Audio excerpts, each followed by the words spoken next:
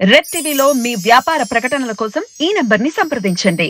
Hi viewers, welcome to our channel. ప్రస్తుతం మనతో పాటు ప్రముఖ పొలిటికల్ అనలిస్ట్ అంకమరావు గారు ఉన్నారు. వారితో ఒకసారి మాట్లాడదాం. సార్ నమస్కారం. సార్ నమస్తే ఆదిత్య గారు. సార్, తాకట్టులో ఆంధ్రప్రదేశ్ సెక్రటేరియట్ భవన్ ఇప్పుడు ఇది అక్కడ ప్రజల్ని కాస్త ఆందోళనకు గురి చేస్తుంది. సో ఏం చెప్తారు జగన్మోహన్ రెడ్డి గారు తీసుకున్న ఈ నిర్ణయం పైన మీ ఒపీనియన్ ఏంటి? అసలు ఇటువంటి నిర్ణయం ఆయన ఎందుకు తీసుకున్నారు? ఎందుకు సెక్రటేరియట్ భవన్ని తాకట్లో పెట్టారు సార్? అంటే ఇప్పుడు ఆయన వచ్చిన కాడి నుంచి కూడా ఒకటి మీరు దృష్టిలో చూసుకోండి. ఆయన అధికారంలోకి వచ్చిన తర్వాత ఏకైక రాజధాని అమరావతి అనే నినాదాన్ని నుంచి 3 రాజధానుల ప్రక్రియను ఎత్తుకోవడం కూడా జరిగింది. ఇప్పుడు అర్థం కాని విషయం ఏంటంటే 29 గ్రామాల రైతులు స్వచ్ఛందంగా ప్రపంచవ్యాప్తంగా ఇన్ని వేల ఎకరాలు మామూలుగా ఒక రాష్ట్రాన్ని రాజధాని నిర్మాణం కోసం వాళ్ళు త్యాగం చేసింది ఎక్కడా లేదు.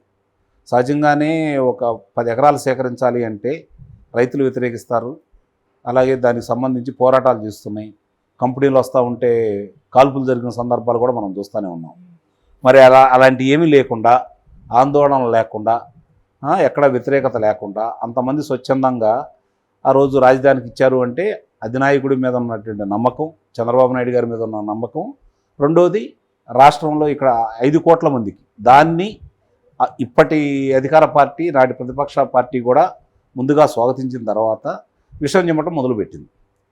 ఇది కమరావతి, ఇది భ్రమరావతి, ఇక్కడ అన్నీ ఆయన మనకి గ్రాఫిక్స్లోనే చూపిస్తున్నాడు కాబట్టి ఇక్కడంతా ఏమీ లేదు, ఈ విధమైన ప్రచారం చేసేసి మొట్టమొదటి నుంచి కూడా విషయం చెప్పడం అలవాటు చేసుకున్నారు. నిజంగా వాళ్ళ త్యాగాలని మరుగున పరిచారు.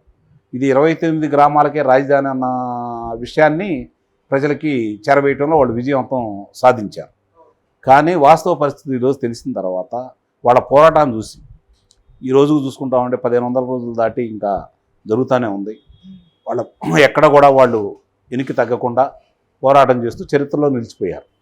ఈ అమరావతి పోరాట చరిత్ర అనేది నిస్సందేహంగా సుదీర్ఘకాలం జరిగింది ఎక్కడా లేదు.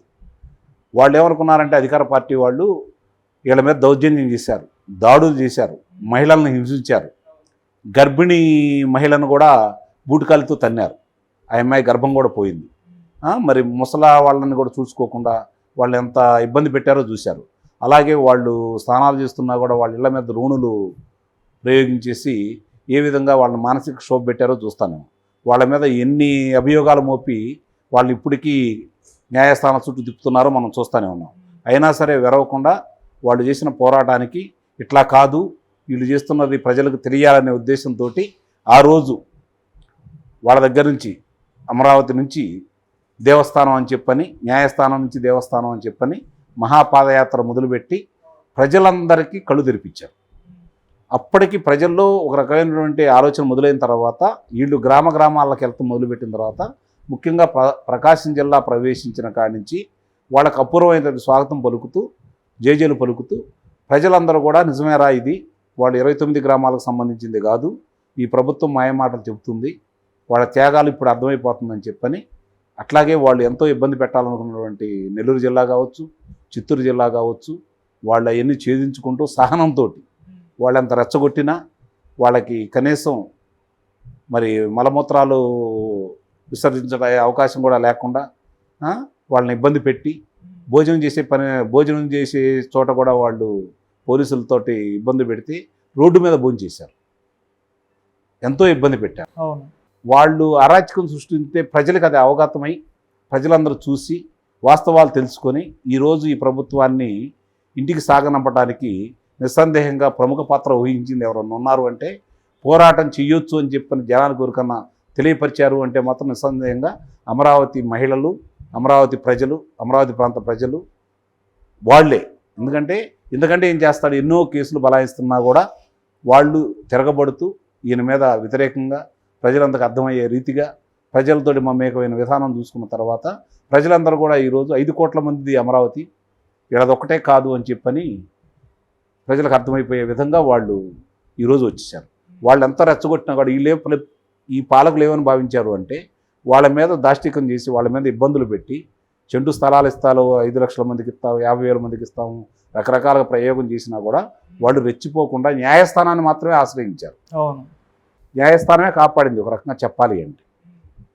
అక్కడ న్యాయం ఉంది కాబట్టి న్యాయస్థానానికి పరిధిలో ఆ రోజు అందరితో కలిసి ఒక అగ్రిమెంట్ చేసుకునే విధానంలో ఆ రోజు చంద్రబాబు నాయుడు గారు చూపినటువంటి చాణక్యమే ఈరోజు ఆ ప్రాంతాన్ని కాపాడుతూ ఉంది.